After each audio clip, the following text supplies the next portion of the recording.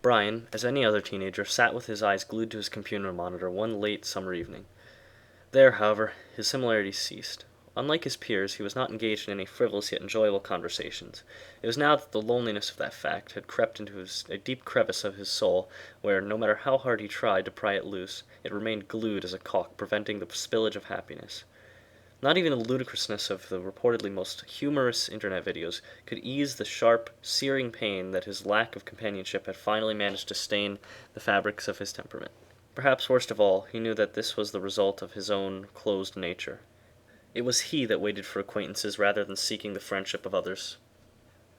All of these quite depressing ideas made him realize the pure absurdness of downloading an instant messaging client and staring at the zero beside his friend invitations. Nothing was going to happen, and he knew it. Yet there he sat, hoping and praying for a single friend request. Brian, however, was fairly impatient, and his mind began to wander. Often it returned to the sickening sadness that so plagued his mortal existence. All of it the result of his own loner behavior. It was all due to his own failures as a human being, at least that is what he believed. The thoughts of deviancy crept into his mind. Perhaps he could formulate a petty scheme to achieve popularity amongst his classmates. These ideas were riddled with pure, desperate loneliness. What had he to lose? For this reason, he chose the most potentially effective plan. He would create a false account that would befriend his actual account. Perhaps he would add more later. Brian knew, however, that he would have to be able to act the part of any false people he created to make the effect believable. He started by registering the user on the website that hosted the IM service. A username was the first thing that appeared to present a problem. Brian, after all, was not a very creative person. Then a far more questionable idea entered his mind. What if he created an account that would represent a virtual girlfriend? The idea was perhaps desperate enough to invalidate the necessity of creating any more accounts. Surely the prospect of an actual female talking, or rather chatting with him, would arouse interest in others. Thus he began typing out a feminine username, revising it until the server accepted it as a new, untaken name. What he came up with? An incredibly stereotypical and almost insulting name.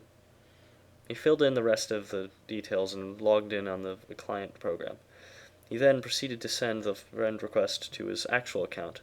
Then he logged off. After returning to his own account, he began to question his actions. What he had done was not only fraudulent, but also on the border of socially unacceptable. If anyone did find out, he would most likely be ostracized even farther. Not only did this weigh on his mind, but also he was disturbed by how outrageous the idea had been. It reeked of sheer desperation, an obvious attempt at grabbing attention. The feeling was sickening guilt mixed with the further frustrations that he would be forever without friends. It was then that a most peculiar and inexplicable thing occurred. The chime sound that dinged whenever a message was received by the client broke the stiff silence and startled Brian. The text beside the false account's name read, "Hello." Brian was horrified by this, reasoning that the account had been hacked and now everyone would know of his embarrassing mistake. "Who are you?" he typed back, in an attempt at discovering who would be the cause of his social demise. "You know who I am." This message ended with a smiley face comprised of text. Why are you doing this? Brian was afraid of what horrors would ensue upon his return to the school the next day. Why did these miserable things have to happen to him? Don't be stupid. I wanted to talk. This was the farthest response from what he had envisioned. About what? There was still a potential of something going horribly wrong. I don't know. Anything? This message shifted the pressure of the situation. Now Brian was confused. If a bully had somehow managed to hack the account, then why would the bully be interested in idle conversation? Brian wanted answers. Let's try by explaining how I just created that account and how it's able to talk to me. So what? It replied. So what?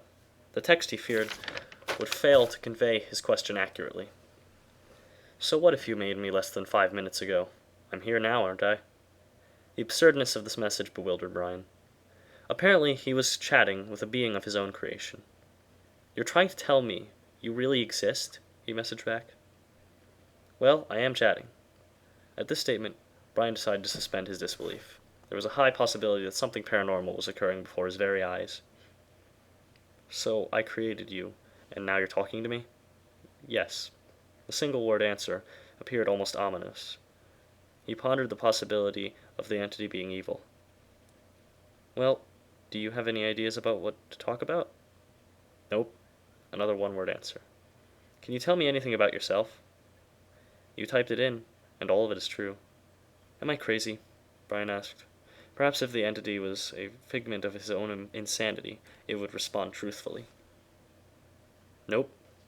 Yet again, it, or she, responded in a single word. This time, however, it sent another message before Brian could ask another question. Sorry, I have to go. Make some friends, will you? And I don't mean like me. With this, the entity logged off. It left Brian speechless, confused, and a little frightened. He had no reasonable explanation for the event, nor could he believe the messages before his very eyes. He saved the chat history, though he doubted he would ever show it to anyone. He did, however, manage to make a few friends in the following week. Never again was he contacted by the odd entity.